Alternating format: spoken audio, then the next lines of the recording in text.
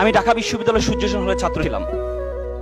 আমি যখন সূর্যসেন হলে পড়ি, আমাদের একটা নাইট গার্ড ছিল, আমাদের মামা ডাকতাম, নাইট গার্ড ছিল। তিনি সারা রাত ধরে ডিউটি দিতেন, সকালে পিঠা বিক্রি করতে। তা আমি বললাম, মামা আপনি সারা রাত ধরে ডিউটি দেন, সকালে আবার পিঠা বিক্রি করেন, আপনি ঘুমান কখন? সে করবে, মামা একটু একটু দোয়া করবেন, আমার ছেলে এসএসসিতে এ প্লাস পেয়েছে, এসএসসিতে পরীক্ষা দিচ্ছে, যদি এ প্লাস পায় তাহলে আমি তাকে ঢাকা মেডিকেলে ভর্তি করাবো, আর মেডিকেলে ভর্তি হওয়ার পর আমি এর চাকরি ছেড়ে দিব, রাতে ঘুমাইতে পারেন, এই চাকরি আমি করব না। আমি বললাম ফাইন। তারপরে কিছুদিন যাওয়ার পর দেখি মামা দুপুরে ফল বিক্রি করছে। তাই বললাম, মামা সারা ধরে ডিউটি দেন, সকালে পিঠা বিক্রি করেন, দুপুরে ফল বিক্রি করেন, আপনি ঘুমান কখন? সে বলবে, মামা আমাকে আমার জন্য একটু দোয়া করো, আমার ছেলে এই প্লাস পেয়েছে, কোচিং এ ভর্তি করাইতে হবে, 20-30 হাজার টাকা লাগবে, এই জন্য আমি একটু কষ্ট করছি, ছেলে মেডিকেলে চান্স পাওয়ার পর আমি তো চাকরি ছেড়ে দিব। তা আমি বললাম যে, মামা ধর্মকর্ম শিখান্ত ছেলেকে। বলতে, ছেলে তো আসলে ফিজিক্স কেমিস্ট্রি পড়তে সময় পায় না, আমার ছেলে ভালো ছেলে, আমার ছেলে আবার কোনো সমস্যা নেই, ও আবার ওইসব ঝামেলাতে নেই। মা বাবা তো সবসময় সন্তান তার কাছে ভালোই থাকে।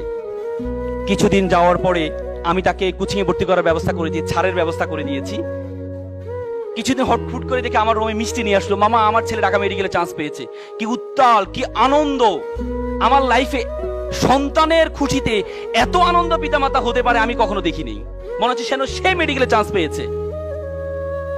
একদিন কিছুদিন যাওয়ার পর মামা দেখি মন খারাপ করে বসে আছে। আমি বললাম, মামা আপনার মন খারাপ কেন? আপনার ছেলে ঢাকা মেডিকেল পড়ে, আপনার জীবন আর ঠেকায় কি, আপনি মন খারাপ কেন? বলছে, বাবা আমাকে ক্ষমা করবেন। কি হয়েছে মামা? বাবা আমি আর পারছি না, বাবা আমি আর পারছি না, আমার ছেলে ইয়াবা আসক্ত, প্রতিদিন বাসায় এসে শোকেজের গ্লাস ভাঙে, আলমিরার গ্লাস ভাঙে টাকার জন্য। বাবা আমি বিশ্বাস করেছিলাম আমি যখন অসুস্থ হব আমার ডাক্তার ছেলে আমাকে সুস্থ করবে, আজকে আমি সুস্থ মানুষকে আমার ছেলে অসুস্থ বানিয়ে দিচ্ছে। এমন ডাক্তার ছেলে তো আমি চাইনি।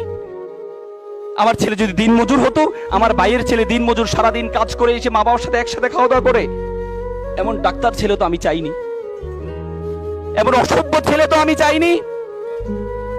With due respect to our guardians, আমি আপনাদেরকে সম্মান রেখে বলছি, আপনি আপনার ছেলেকে ডাক্তার বানালেন, ইঞ্জিনিয়ার বানালেন, কোনো কাজে আসবে না যদি আপনার ছেলের মধ্যে ধর্মীয় জ্ঞান না থাকে।